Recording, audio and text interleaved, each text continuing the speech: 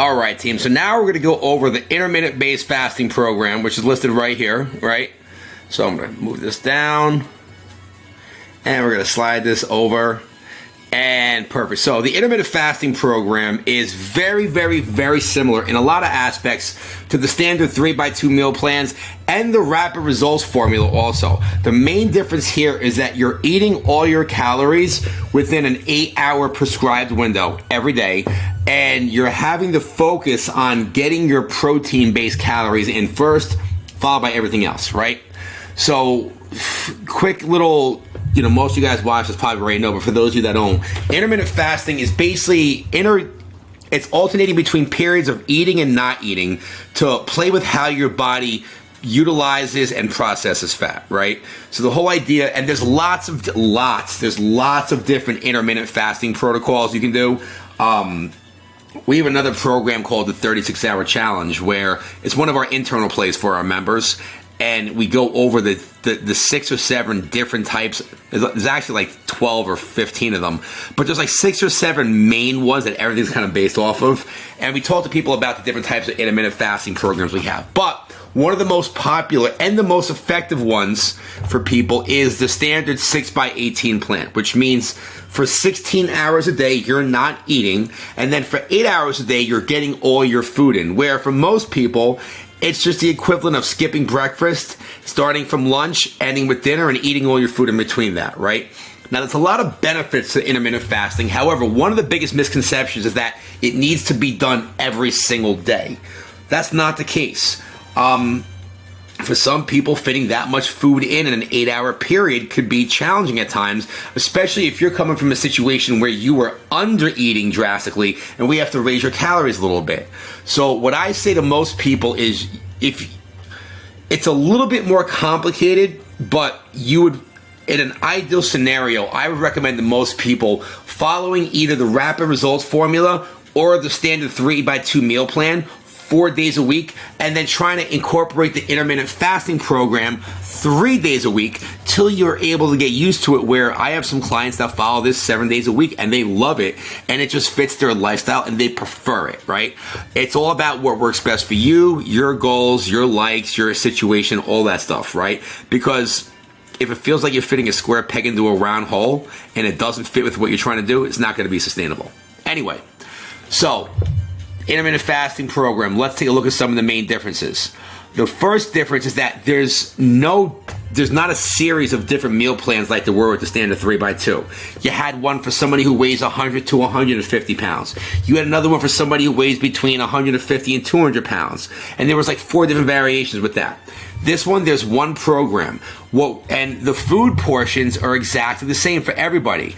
Everybody's going to have 6 ounces of chicken breast. Everybody's going to have 1.5 scoops of protein powder as a portion. Everybody's going to have, half a cup of cooked rice as a portion. Everybody's going to have 2 tablespoons of peanut butter as a fat source.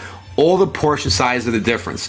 What's different here is the actual number of food portions you're going to have in that program. Let's take a look. We're going to scroll down for the math behind the intermittent fasting program, because there's a little bit of math you have to do to figure out how many food portions you want to eat. Each of these foods on the list is a food portion. So chicken breast would be 1 food portion. My peanut butter would be another food portion. My sweet potatoes would be a 3rd food portion. Make sense? So going down and doing the math, let's take a quick look over here to the side. Step 1, the total number of food portions, macros, is your body weight divided by 20. So I'm going to do some quick math for myself, right? So I am a 250-pound male, right? Go me. Mostly in my ego and my beard, but you guys get where I'm coming from, right? 250, and I'm going to divide that number by 20, right? That's going to be 12.5, right? So body weight divided by 20 is going to be the number of food portions I'm allowed to have. I'm going to have 12.5 food portions based on my body weight in this program, right? Step number 2. The number of protein portions I'm allowed to have is half of my food portions. So that number that we got over here, we divide that number by 2, and that's my protein portion. So 12.5, I'm going to divide that by 2, 6.25. So I'm going to have roughly 6 or 7, depending what way you want to go with it, right? I'm going to have 6 portions of protein. That means when I go to do my food choices to the day today, right, During that 8-hour window, where for most people, 12 p.m. to 8 p.m. usually works best, you can pick whatever window works best for you.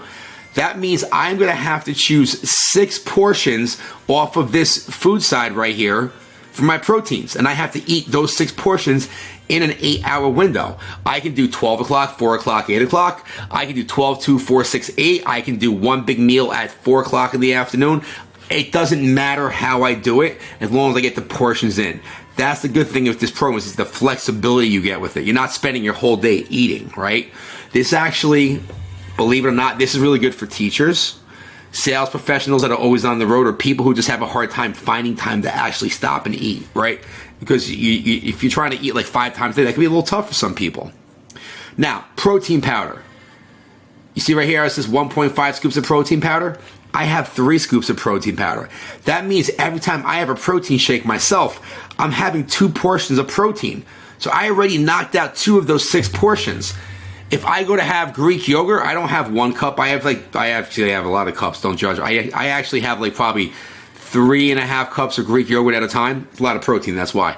But that's another 2 portions if I had 3 cups of Greek yogurt, right? So that's 4 portions right there. I had a protein shake, I had 3 cups of Greek yogurt, and then maybe I would have like, some chicken breast and maybe a little bit of some egg white, and I'm good for the day and I'm there. It's not a lot of food. So you can combine stuff up. It sounds like a lot more food than what it really is, trust me. So anyway, half of my protein portions come from protein. Sorry, half of my food portions come from protein. Then we go to step 3, right? The number of fat and carb portions you're allowed to have is whatever's remaining after your protein portions, right? So for me, my number was 12.5. I had 6 portions of protein. I'm going to have 6 portions of carbs and fats. And that could be any combination. I can have, for those 6 portions, I can have 3 fats and 3 carbs. I can have 2 carbs, 4 fats. I can have 2 fats, 4 carbs. I can have 5 and 1. I can have 0 and 6.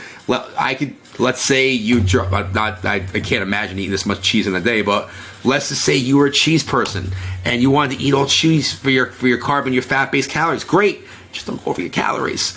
I'm going to recommend staying away from dairy because 1, it's not on the list, but also because dairy, it makes it a little bit harder to lose weight. Let's just leave it at that, right? That's a whole conversation for a different time. But like I said, figure out the number of food portions you're allowed to have. Half of those portions are allowed to do your protein. The remaining half can be distributed between your fats and your carbs however you want, right? And then for shits and giggles, once again, it's a little easier to see on this one, right? I have, because I did it this way, you can see the actual macros and the calories for all the different protein sources. Like, you can see how 6 ounces of chicken breast is got 39 grams of protein, right? You can see how 1.5 cans of tuna fish has 45 grams of protein. You can see how 1.5 scoops of protein powder has 30 grams of protein. So if you're shooting from the hip and you're like, oh my God, I got to get my 200 grams of protein in a day, you can do some quick math without ever having to enter anything inside of MyFitnessPal and still get relatively close. Like I said, the goal here is to make this stuff super sustainable and easy to understand for you guys, and I think we've done that with all these different things you have. The biggest thing I'm going to tell you right now is rapid results formula, standard 3x2 plan, intermittent fasting plan. Don't get too crazy. Don't get too confused. Pick one that you think will work best for you. Run with that one. We can worry about trying the other ones later on, but stick one, run with that in the beginning, and then when we get done with that, we'll figure out if something else makes better for you guys. Like always, try that stuff out. If you have questions, if you run into areas of just uncertainty, or you just don't know what to do, reach out to us through our Reach out to us through our free Facebook group, and we'll provide whatever clarity and guidance we can. Once we get your message, myself and one of the coaches will reach back out to you. Guys, thanks for tuning in to another video. See you in the next one.